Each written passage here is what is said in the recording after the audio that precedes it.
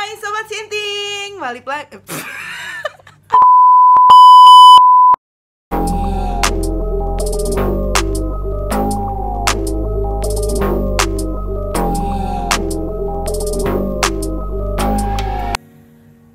Hai, kembali lagi di YouTube channel gue Amitachi.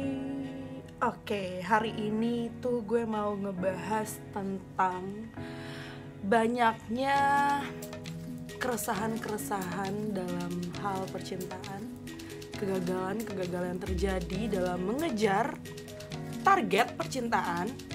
Jadi sebenarnya banyak banget dari narasumber gue atau hasil dari ngobrol-ngobrol di Cumi Asin.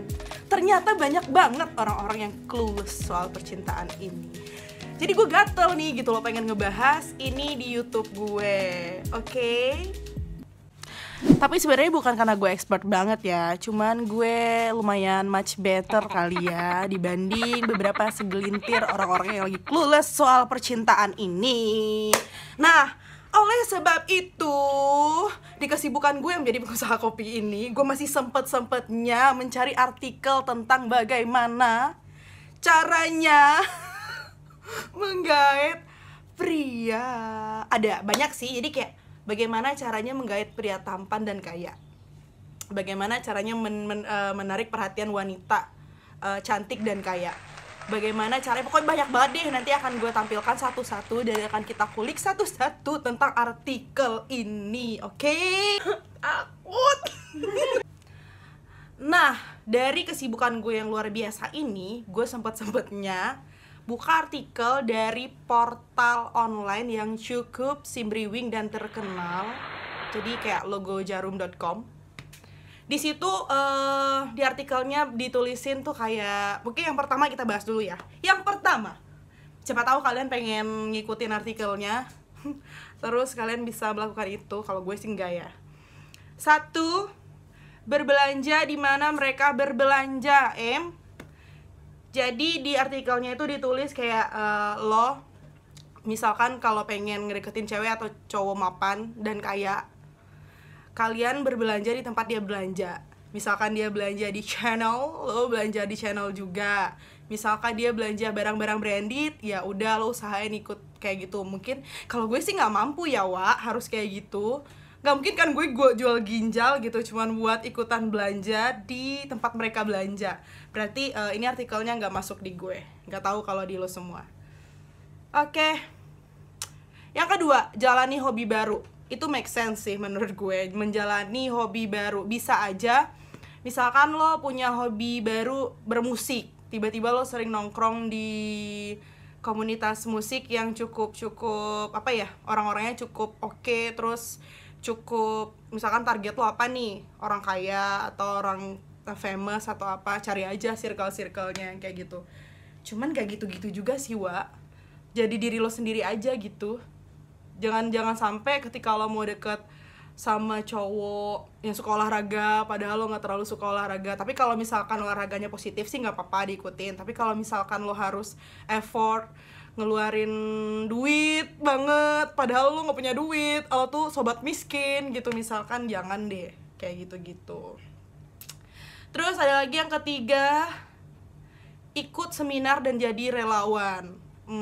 Bisa jadi sih, ini tuh mungkin bisa nambah wawasan dan circle ya. Jadi mungkin ini menurut artikelnya lo bisa cari link baru, teman-teman baru dari lo ikut jadi relawan apa kek, terus jadi ikut seminar. Mungkin kan banyak ya seminar-seminar orang kaya ya, Wak. Seminar-seminar ini MLM tau gak lo, yang saham-saham bodong gitu, lo bisa ikutin aja. Tapi hati-hati jangan sampai ketipu tuh.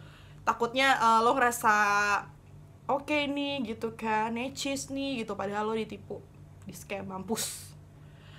Yang keempat, anjay, lo bisa ikut lunch dan fine dining di hotel atau cafe yang 24 jam yang orang kaya gitu, yang di gedung-gedung gitu kali ya, Wak. Jadi ini mungkin salah satu kayak penting lo nongki-nongki nih di tempat tongkrongan orang kaya supaya lo bisa dapet kenalan dan circle orang kaya. Tapi kalau misalkan bentukan lo atau tuh orang emang gak suka sama lo juga susah juga sih, gak ada hubungannya kalau misalkan lo nongkrong-nongkrong di tempat itu. Mungkin kalau cuma sekedar circle atau teman sih bisa dapat aja sih. Kalau traveling katanya yang kelima ya, lo kalau traveling naiknya yang first class, effort sih. Jadi lo mungkin bisa beli tiket first class, terus lo mungkin kalau misalkan traveling kemana-mana tuh caranya yang VVIP biar nanti circle-nya orang kaya semua. Banyak sih katanya di sini juga yang kelima ini naik kelas first class ini kayak mungkin bisa di bandara, terus pas lo naik pesawat kecenderungan ngobrolnya itu diusahain banget kalau lo ngeliat oke nih kayaknya nih orang kaya, nah lo usahain deh tuh buat ngobrol sama dia. Yang keenam, bertemanlah dengan orang-orang yang dekat dengan pria kaya. Anjing, gue ngakak. Oke. Boleh sih sebenarnya, tapi jangan dia bebas sih kalau mau berteman atau mau jadi peliharaan juga nggak apa-apa sih, tapi itu urusan lo ya. Cuman agak nganu sih gue, karena gue tipe orang yang nggak mau milih-milih teman. Nggak harus kayak yaudah gue temenan sama orang yang berteman dengan pria atau wanita kaya aja gitu, nggak juga sih. Maksud gue ini kan udah apa ya, ini kan udah kayak yang penting kalau lo mau temenan atau mau cari pasangan sih gak harus begini-begini amat sih gitu. Karena menurut gue kalau misalkan lo nggak tahu ya, kalau gue sih nggak mau ya melakukan apa yang ada di artikel ini. Menurut gue emang sih bener sih, ada benernya juga ketika lo mau deketin orang lo berinvestasi gitu. Cuman ya lo berinvestasi sesuai kemampuan lo aja gitu. Kalau misalkan lo belum mampu, lo berusaha dong buat lebih positif aja ngelakuin sesuatu yang lo mampu, yang kira-kira lo emang menyanggupi gitu. Jangan sampai ketika lo udah ngebaca suatu artikel gara-gara lo terlalu depresi banget, pengen hidup enak, terus pengen dapet pasangan orang kaya, terus lo ikutin artikelnya satu demi satu sampai lo aja tuh sampai udah lupa sama diri lo sendiri. Kan gak gitu poinnya gitu. Jadi dari semua artikel-artikel dari 1 sampai 6 ini yang gue baca, cuman kayak satu doang deh yang gue make sense tadi, soal apa ya, hobi baru. Karena kalau itu kan bisa aja itu membuat lo lebih produktif dan lebih banyak kreativitas dan lo lebih tumbuh. Nggak yang hobi baru tiba-tiba lo jadi anak high class yang nongkrong dugem terus, atau lo berusaha buat menyetarakan apa ya, lo nggak mampu gitu loh, tapi lo ikutan nongkrong sama orang-orang kaya gitu, kayak nggak nyambung. Kasian mak bapak lo di rumah ya kan. Jadi mending ketika lo emang pengen sama orang, lo pengen punya banget pasangan nih, dan lo ngerasa kayak aduh gue pengen banget nih sama Budi gitu, misalkan Budi tuh ganteng banget, terus dia orang kaya, tapi apalah aku gitu, misalkan gitu. Lo berpikiran kayak lo insecure aja tuh udah salah. Jadi kalau emang lo pengen sama cowok atau sama cewek, ya lo harus berusaha sesuai kemampuan lo. Jika memang nih orang juga nggak mau sama lo, ya udah gitu. Jadi sebenarnya nggak ada yang bisa dipaksakan, karena menurut gue hubungan itu tuh vibrasi antara lo dan pasangan lo. Kalau emang nggak mau dan nggak nyambung, ya udah lo terima aja, ikhlas gitu lo. Jangan ampe lo ngelakuin hal-hal yang menurut lo bisa nih lo lakukan, padahal itu tuh kacau banget. Itu bisa ngerusak cara pikir lo sendiri, dan itu lo bisa kayak merusak diri lo sendiri, dan lo bisa lupa gitu lo sendiri itu tuh seperti apa gitu sih menurut gue. Ntar dulu deh, ada orderan gue. Oke, jadi sebenarnya intinya dari semua bacotan gue yang tidak seberapa ini, gue cuma mau bilang kalau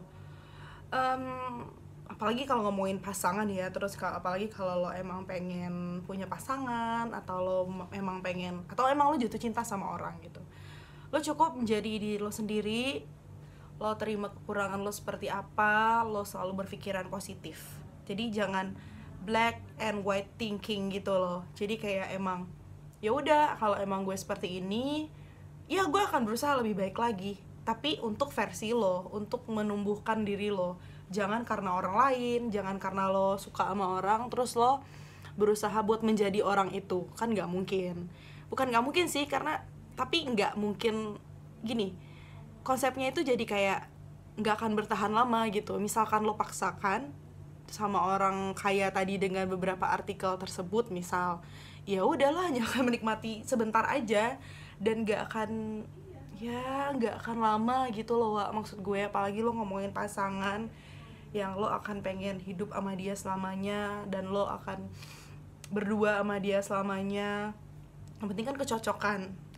Orang-orang yang butuh afeksi, orang-orang yang butuh vibrasi yang nyambung, orang-orang yang bisa diajak ngobrol, kompromi, siapa tahu bisa tumbuh bareng gitu. Jadi nggak perlu, oh, gue pengen pasangan yang kayak gini, gue pengen pasangan yang kayak gini.